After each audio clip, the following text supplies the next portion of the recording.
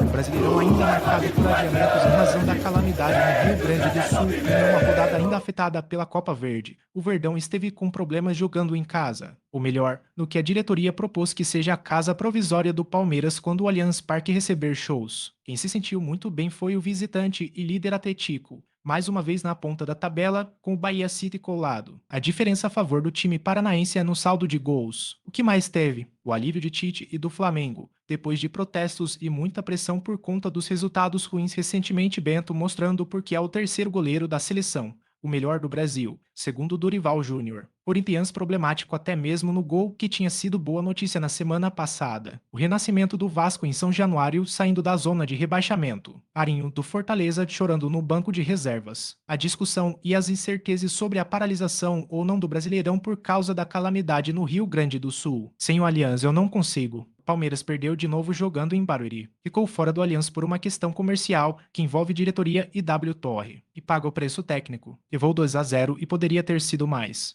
Detalhe é que Rafael Veiga ainda perdeu o pênalti. Abel Ferreira foi enfático mais uma vez depois da partida. Ele tem um problema declarado com o fato de abrir mão da casa palmeirense para usar outro lugar sem a identificação com esse time. Me deixa muito triste não jogar em nossa casa. Não é justo. O Allianz é para jogar futebol e o Palmeiras não conseguir jogar em seu estádio. O problema é como que nós que lutamos por títulos não podemos jogar na nossa casa. Como que é possível não jogarmos no Allianz Parque? Se não jogamos no Allianz, não nos cobrem para sermos campeões. Abel Ferreira. Neste Brasileirão, o Palmeiras já tinha perdido como mandante em Barueri para o Internacional. Com esse cenário, está 5 pontos atrás do líder Atlético. Bento é o melhor goleiro do Brasil. A convocação para a Copa América é um referendo para o momento de Bento. O goleiro do Atlético foi o único da posição entre os que atuam no futebol brasileiro, convocado à seleção por Dorival Júnior. Contra o Palmeiras, Bento até fez pênalti em Endrick, mas defendeu a cobrança de Rafael Veiga, sem contar outras exibições de segurança neste e em jogos anteriores. A seleção, a concorrência já sob a gestão do Dorival, teve Léo Jardim, do Vasco, e Rafael, do São Paulo, mas Bento, titular nos amistosos passados,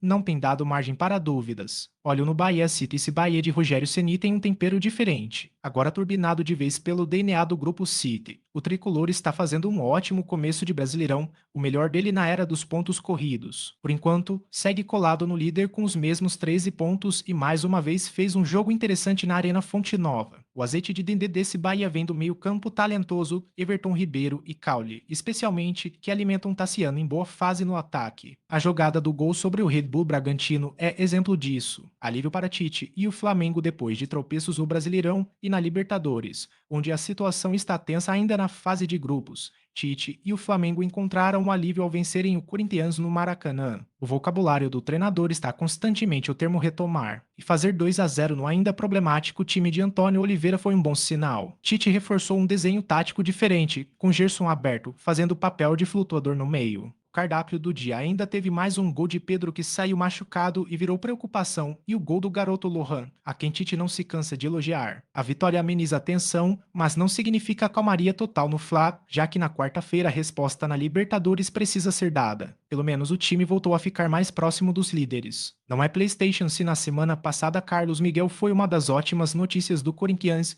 pegando tudo contra o Fortaleza. A derrota diante do Flamengo teve uma falha do goleiro do Timão. O chute de Pedro era defensável, sim. O goleiro caiu de um jeito estranho. A bola passou entre o braço e o corpo dele. Falhou no fundamento. Se o jogo do Corinthians bugou, o técnico fez questão de ressaltar a complexidade que é gerir um time diante de adversários diferentes e em dias nos quais as situações e o desempenho individual não se repetem. Não há jogos iguais. Portanto, isto não é PlayStation, nem é Football Manager, aqui senão qualquer um era treinador. Antônio Oliveira, técnico do Corinthians, ressurgimento na colina, memória mais recente da torcida em São Januário.